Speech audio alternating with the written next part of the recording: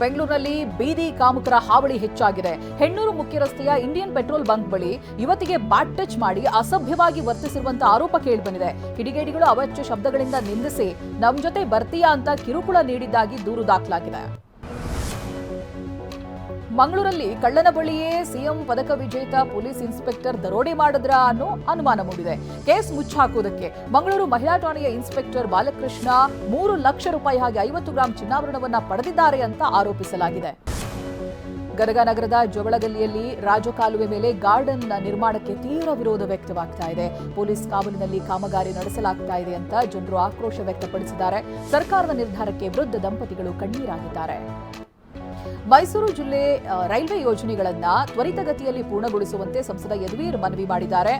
ದೆಹಲಿಯಲ್ಲಿ ರೈಲ್ವೆ ಸಚಿವ ಅಶ್ವಿನಿ ವೈಷ್ಣವ್ ಭೇಟಿ ಮಾಡಿ ಏರ್ಪೋರ್ಟ್ ವಿಸ್ತರಣೆಗೆ ಅನುಕೂಲ ಆಗುವಂತೆ ರೈಲ್ವೆ ಹಳಿ ಸ್ಥಳಾಂತರದ ಬಗ್ಗೆ ಚರ್ಚಿಸಿದ್ದೇನೆ ಅಂತ ಸಂಸದ ಯದುವೀರ್ ಟ್ವೀಟ್ ಮಾಡಿದ್ದಾರೆ. ತಮಿಳುನಾಡು ಬಿಜೆಪಿ ರಾಜ್ಯಾಧ್ಯಕ್ಷ ಸ್ಥಾನಕ್ಕೆ ಅಣ್ಣಾಮಲೈ ರಾಜೀನಾಮೆ ನೀಡಲಿದ್ದಾರೆ. ಈ ಬಗ್ಗೆ ಮಾತನಾಡಿದ ಅಣ್ಣಾಮಲೈ, ನಾನು ಮತ್ತೆ ಅಧ್ಯಕ್ಷ ಸ್ಥಾನದ ರೇಸ್ನಲ್ಲಿ ಇಲ್ಲ. ಅಧ್ಯಕ್ಷ ಸ್ಥಾನಕ್ಕೆ ಯಾವ ನಾಯಕರಲ್ಲೂ ಪೈಪೋಟಿ ಇಲ್ಲ. ಏಪ್ರಿಲ್ 15ರಂದು ಅಧ್ಯಕ್ಷ ಸ್ಥಾನಕ್ಕೆ ನಾಮಿನೇಷನ್ ಇರಲಿದೆ ಅಂತ ಹೇಳಿದ್ದಾರೆ. ರಾಮನೂರು ಅಯೋಧ್ಯೆಯಲ್ಲಿ ರಾಮನವಮಿಗೆ ಭರ್ಜರಿ ಸಿದ್ಧತೆ ನಡೆಸಲಾಗ್ತಾ ಇದೆ. ನಾಳೆ ಅಯೋಧ್ಯೆಯಲ್ಲಿ ದೀಪೋತ್ಸವ ಹಮ್ಮಿಕೊಳ್ಳಲಾಗಿದ್ದು 2 ಲಕ್ಷಕ್ಕೂ ಅಧಿಕ ದೀಪಗಳನ್ನು ಬೆಳಗೋದಕ್ಕೆ ತಯಾರಿ ನಡೀತಾ ಇದೆ. ಬ್ಯಾಂಕಾಕ್ನಲ್ಲಿ ಬಿಮ್ಸ್ಟೆಕ್ ಶೃಂಗಸಭೆ ಮುಗಿಸಿ ಪ್ರಧಾನಿ ನರೇಂದ್ರ ಮೋದಿ ನೇರವಾಗಿ 3 ದಿನಗಳ ಶ್ರೀಲಂಕಾ ಪ್ರವಾಸಕ್ಕೆ ಹೋಗಿದ್ದಾರೆ. ಬ್ಯಾಂಕಾಕ್ನಿಂದ ಕೊಲಂಬೋಗೆ ಆಗಮಿಸಿದ ಪ್ರಧಾನಿ ಮೋದಿಗೆ ಅದ್ದೂರಿ ಸ್ವಾಗತವನ್ನು ಕೋರಲಾಯಿತು.